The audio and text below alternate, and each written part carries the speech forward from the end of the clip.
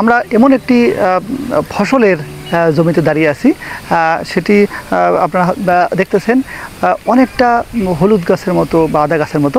এটি হচ্ছে আসলে অ্যারোমেটিক যে জিঞ্জার বা একাঙ্গীয় বলে থাকে অনেক সময়, এটাকে একটু সুগন্ধি হওয়ার কারণে এটি কিন্তু মশলা জাতীয় ফসল হিসাবেও এটি ব্যবহৃত হয়। এবং এটি এর কিন্তু ওষুধি গুণও আছে, যেমন এটি পেটের পীড়া ব্যথানাশক হিসাবে কাজ করতে পারে এবং এর যে মশলা জাতীয় যে গুণাগুণগুলো আছে এটি কিন্তু ভালো। পৃথিবীর অনেক দেশে, ইন্দোনেশিয়া, মালয়েশিয়া, তারা কিন্তু এটি রান্নার কাজে ব্যবহার করা হয়। বাংলাদেশে যদিও এভাবে এর ব্যাপক ওভাবে প্রচার হয়নি, কিন্তু এটি কিন্তু ওষুধি গুণ থাকার কারণে এটি কিন্তু বিদেশে রপ্তানি করা যায়। যিনি এটি আবাদ করেছেন ওনার সাথে একটু কথা বলবো। হ্যাঁ, কেমন আছেন? আসসালামু আলাইকুম স্যার। আলহামদুলিল্লাহ ভালো আছেন না? আচ্ছা, আপনার তো আমরা দেখলাম এই ফসল, এটা কি নতুন? জি স্যার, আমি নতুন। এবার আমি আলহামদুলিল্লাহ বিভিন্ন রকম সুপারফুড চাষ করি, আর পাশাপাশি সুপারফুড করছে, এর সাথে সাথে এই যে একাঙ্গী বা অ্যারোমেটিক জিঞ্জারটা, তো স্যারের সহযোগিতায় এটা আমি বীজ পেয়েছি এবার।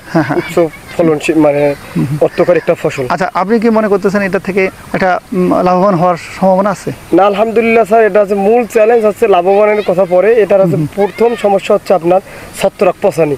এটা যদি আলহামদুলিল্লাহ কোনো না কোনো ভাবে আল্লাহ যদি সহযোগিতা করে, তাহলে হচ্ছে পচানিটা যদি না থাকে তাহলে এটা লাভবান।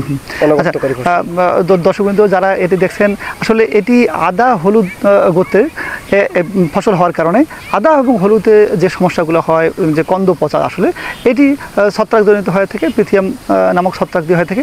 অনেক সময় এটি ব্যাকটেরিয়া দিয়ে হয়, আবার কৃমির আক্রমণের কারণে এটি কিন্তু হয়ে থাকে। কাজে এগুলো যদি দমন করা যায় তাহলে কিন্তু এটাতে যে সমস্যাটা বললেন, তাহলে কিন্তু এই সমস্যাটা থাকে না এবং এটি ভালোভাবে উৎপাদন করা যায় এবং লাভবান হয়ে যেতে পারে। আচ্ছা, এছাড়া আপনার আর কি কোনো সমস্যা আছে? কোনো সমস্যা মনে করতেছেন? না না স্যার, আমার তো ছত্রাকে প্রথমে আমি পাইছিলাম, তারপরে আপনার সহযোগিতা আমার ছত্রাকটা আলহামদুলিল্লাহ আল্লাহ নিরসন করে দিয়েছেন, ছত্রাক নাই। এখন আমি ইঁদুরের উৎপাত পাচ্ছি। ইঁদুরটা হচ্ছে যে আমার এটা খেয়ে চলে যাচ্ছে, আমি মনে করছি ছত্রাক, এইভাবে ওষুধ দিচ্ছি।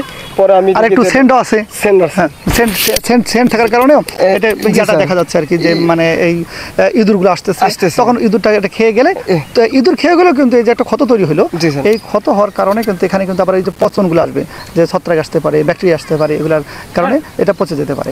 কাজে যেটা বলতেছিলাম যে এই যে এখানে যদি কোনো কারণে ক্ষত হয়, ইঁদুরের কারণে হোক বা কৃমি যদি থাকে জমিতে, এই নেমাটোড যেটা আমরা বলি, এটি যদি থাকে তাহলে কিন্তু এই ক্ষতটা বেশি হয় এবং এটা ছত্রাক ব্যাকটেরিয়া তখন এসে যায়। আমরা খুব এখনও কিন্তু ভালো অবস্থায় দেখতেছি। আসলে আপনার ফসলটা ভালো হোক, অধিক লাভবান হন, সেই প্রত্যাশায়। ধন্যবাদ সকলকে।